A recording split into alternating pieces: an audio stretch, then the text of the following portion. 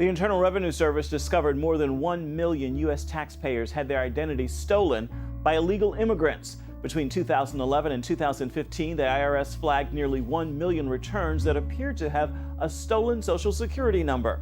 But a Treasury Department watchdog reveals the IRS never told any of the victims.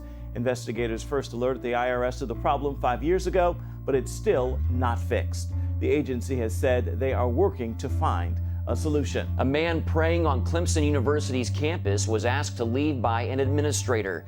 He was reportedly asked to leave because he was not in a designated free speech zone.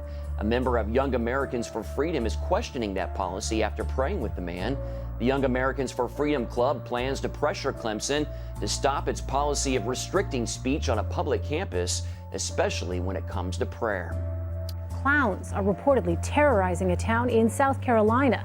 Police in Greenville County are creeped out after several claims of a clown or clowns trying to lure children into the woods. According to a police report, children told officers clowns had displayed large amounts of money. The children also said the clowns lived in a house located near a pond at the end of a man-made trail in the woods. Police have gone to the house but have not been able to find any clothing or anything that indicates someone lives there. Police are taking these reports seriously, but the sightings are still unconfirmed. There are increased patrols in the areas where clowns are said to have been The American spotted. Center for Law and Justice is suing the Obama administration for doing nothing to stop Christian genocide. CBN News interviewed Jordan Seculo, the executive director of the ACLJ, for some answers. There were other countries talking about it, but the U.S. diplomats were totally silent, and we weren't hearing anything from our administration. We weren't seeing action at the Security Council. The Obama administration is still silent and has until the end of September to respond to the lawsuit. Meanwhile, Seculo says Christians should fight the genocide. We have a duty to act, and one of the things we can do is to talk about it. You know, it's not a pleasant thing to talk about, but especially because it's happening to our own brothers and sisters, our fellow Christians. I think we have a duty to tell each other and inform other Christians about it. Come out here now! Now! Do it now! Come here! I want to taste it! Do it now! Man, get down! Get down! Get down! Get down! I made it. Oh yeah, what I do? I made it. Turn around! Turn around! Don't put your hand around! Turn around! I ain't turning around for shit! Turn around and face that way! What I do? Turn around and face that way. Turn around and face that way now, or I'll spray you. To the police. Hey, yeah, hey, man. Hey, my mama's 84 years old, mother. Hey, man. Oh, Lord, have mercy. Help me, Jesus. Lord, help me, Lord. Help me, Lord. Oh, Lord, dear. Lord, help me. Help me. Lord, I made it go. Help me, Jesus. Lord. Help me, Jesus. Some scandals are so massive that they're simply hard to believe. But this one is true. As many as 1 million white English children may have been the victims of Muslim rape gangs, better known as grooming gangs, in towns up and down Great Britain.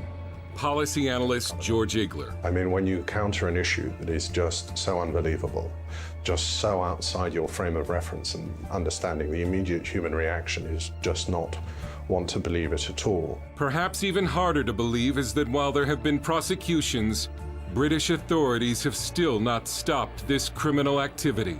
There's a particular problem involving Pakistani heritage men who target young, vulnerable white English girls.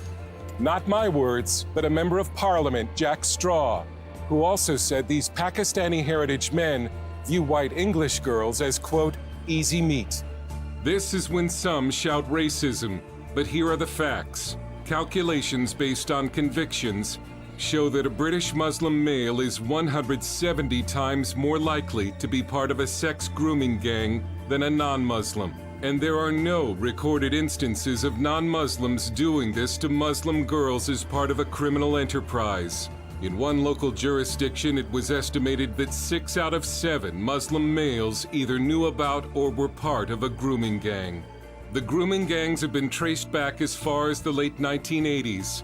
At-risk white English girls, often from broken homes and some as young as 9 years old, were wooed or groomed by teenage Muslim boys called Romeos, and even by groups of Muslim men who hung around school gates. The plan was to make the girl feel important. She was given gifts and drugs, but she was being groomed to be a drug-addicted prostitute. Then came the gang rapes. The girls were threatened with death if they tried to flee. It's not just sexual abuse.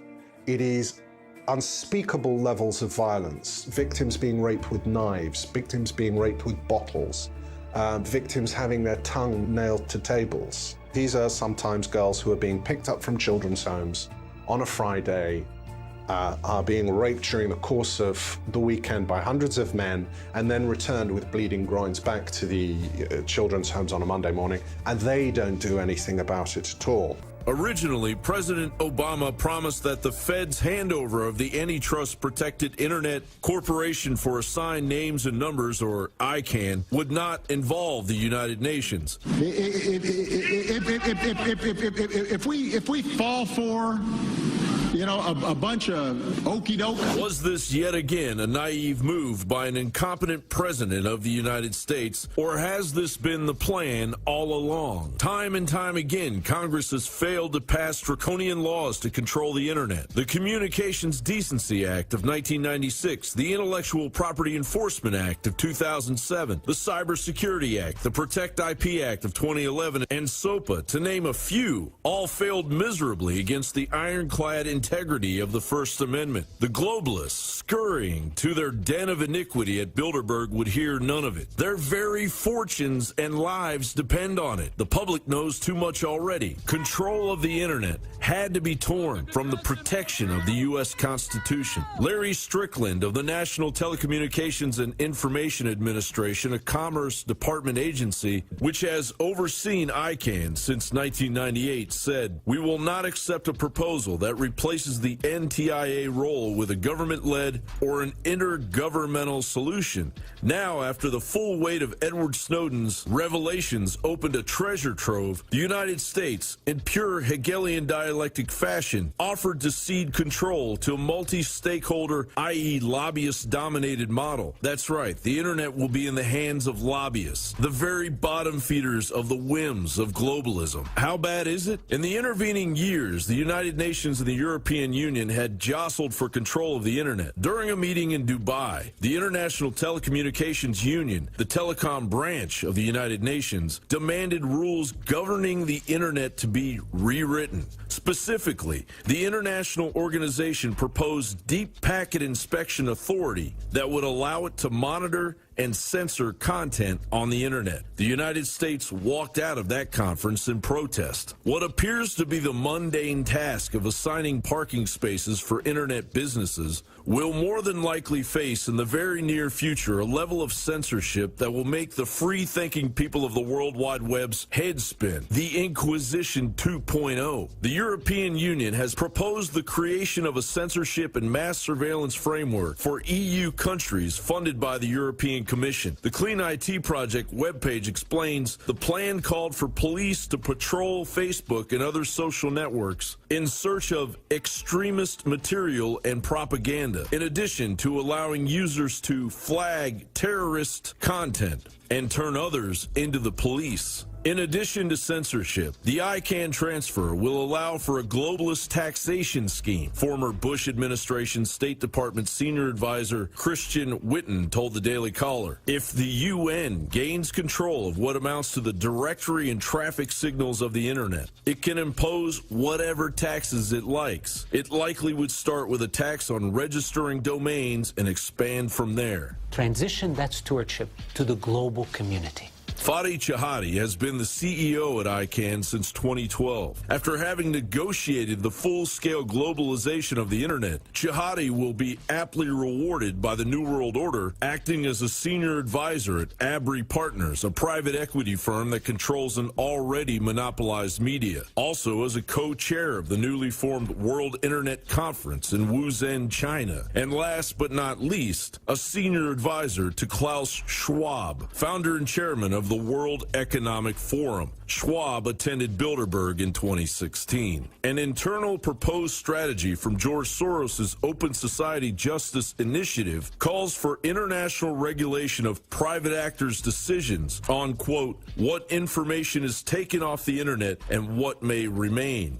end quote. Those regulations, the document notes, should favor, quote, those most supportive of open society, end quote. Open Society being George Soros's organization. Soros and company, rather than striking directly at free speech progenitors like Infowars.com, are 1 month away from recklessly pulling the rug out from under everything. Now that ICANN has relinquished control of the medium, globalist institutions can move forward with plans to scrub the internet of all content unacceptable to the global elite and their minions at the United Nations.